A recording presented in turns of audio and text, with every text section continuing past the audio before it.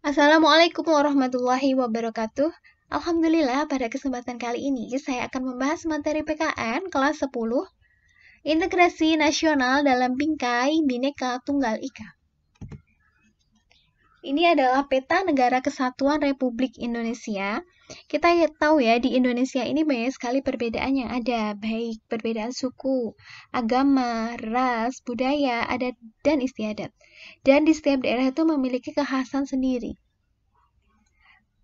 Meskipun di Indonesia memiliki perbedaan yang ada, itu bukan menjadi sebuah penghalang, bukan menjadi sebuah konflik, tapi kita memiliki satu tekad yang sama, satu tekad yang utuh untuk mewujudkan persatuan dan kesatuan bangsa Indonesia demi terciptanya integrasi nasional. Alat pemersatu bangsa itu adalah dasar negara kita adalah Pancasila. Bendera kita adalah bendera merah putih, bahasa kita adalah bahasa Indonesia. Jadi di sini bahasa Indonesia ini menjadi bahasa nasional dan bahasa persatuan. Dan juga bahasa Indonesia ini juga dipelajarin oleh negara-negara lain. Jadi kita patut bangga ya, bahasa Indonesia ini menjadi bahasa internasional yang dipelajari oleh beberapa negara yang ada di dunia ini. Lambang negara kita adalah burung Garuda, lagu kebangsaan kita adalah Indonesia Raya, dan berbagai lagu-lagu perjuangan lainnya.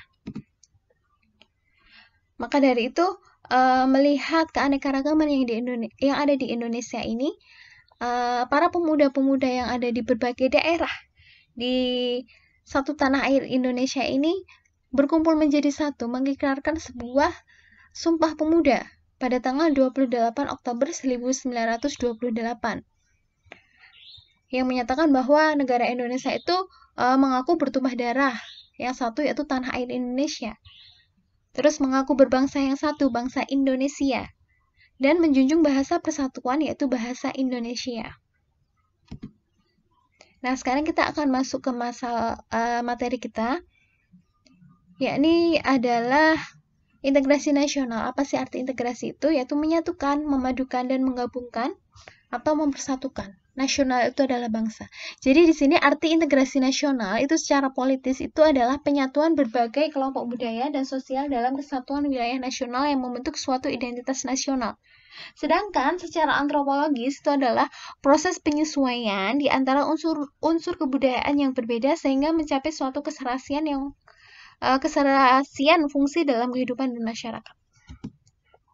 Jadi dapat disimpulkan integrasi nasional bangsa Indonesia adalah hasrat untuk bersatu sebagai suatu bangsa, menjadi satu kesatuan bangsa yang resmi dan direalisasikan dalam satu kesepakatan atau konsensus nasional melalui Sumpah Pemuda. Faktor pendukung terjadinya integrasi nasional itu adalah adanya rasa senasib seperjuangan, karena dulu sama-sama dijajah ya negara kita, jadi memiliki rasa senasib yang sama. Terus pengamalan ideologi nasional, keinginan untuk bersatu, antisipasi ancaman dari luar, adanya semangat gotong royong, solidaritas, dan toleransi keagamaan, serta penggunaan bahasa Indonesia. Sedangkan faktor penghambat integrasi nasional itu adalah kurangnya penghargaan terhadap kemajemukan, kurangnya kesadaran terhadap ancaman dan gangguan dari luar, berkembangnya etnosentrisme, yaitu menganggap kebudayaannya lah atau sukunya lah yang paling baik dibandingkan yang lainnya. Terus kurangnya toleransi dan saling menghargai. Syarat integrasi nasional itu harus masyarakat itu merasa bahwa mereka itu berhasil saling mengisi kebutuhan antar satu sama yang lain. Kemudian tercipta kesepakatan bersama mengenai norma dan nilai sosial.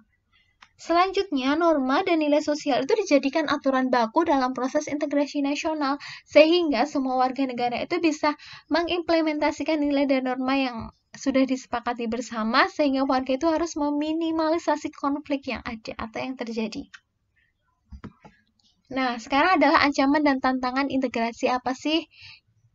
Di antaranya adalah adanya gerakan separatisme. Kita tahu ya, ada OPM, Organisasi Papua Merdeka, yang ingin memisahkan diri dari Indonesia.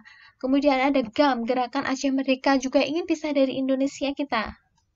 Terus spionase, mata-mata, berita bohong atau berita palsu, terorisme, peredaran narkoba, dan penyalahgunaan teknologi.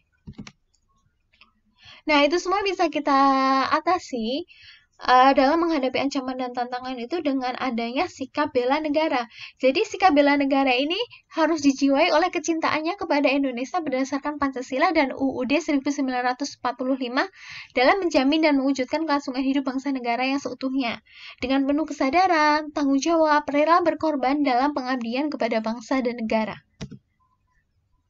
Nah, cara menghadapi itu tadi kan dengan melakukan bela negara, tapi juga kita harus mewaspadai hal-hal yang terjadi. Contohnya adanya ancaman, gangguan, hambatan, tantangan, AGHT.